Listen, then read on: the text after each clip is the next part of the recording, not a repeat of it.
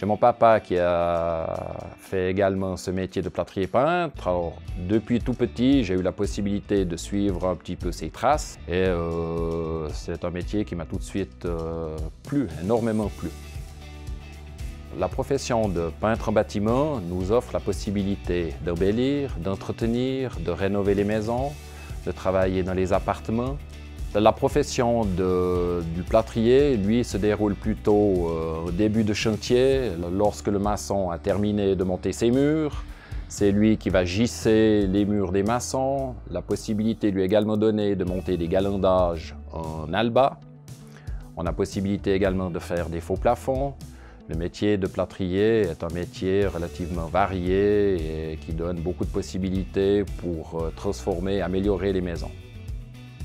Alors, la profession de plâtrier-peintre sont deux professions tout à fait différentes.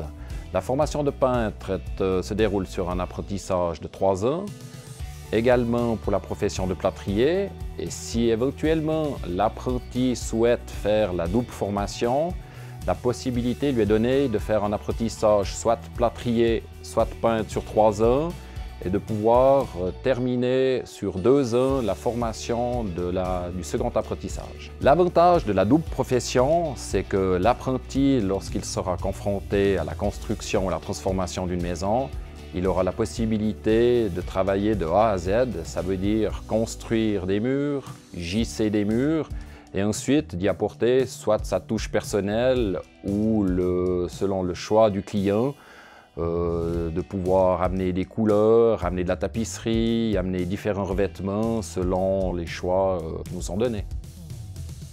Alors, en ce qui concerne le métier de peintre, non, c'est pas un métier trop pénible. De plus en plus de filles s'intéressent à notre profession et ça représente joliment 15% de jeunes féminines qui ont recours au métier de peintre en bâtiment.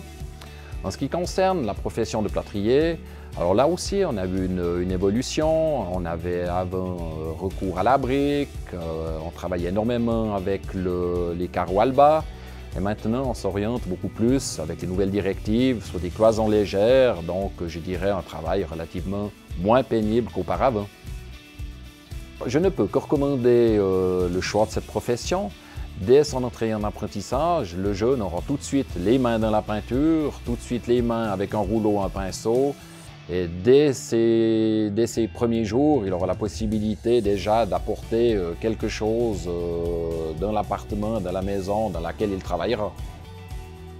Au quotidien, ce que m'apporte les plus grandes satisfactions de cette profession, c'est d'avoir des retours de la clientèle, de voir des gens heureux, d'avoir pu rénover, embellir, apporter de la couleur dans les maisons. Et je crois que c'est une très grande satisfaction lorsqu'on quitte un chantier d'avoir un merci et des très bonnes critiques suite à notre passage.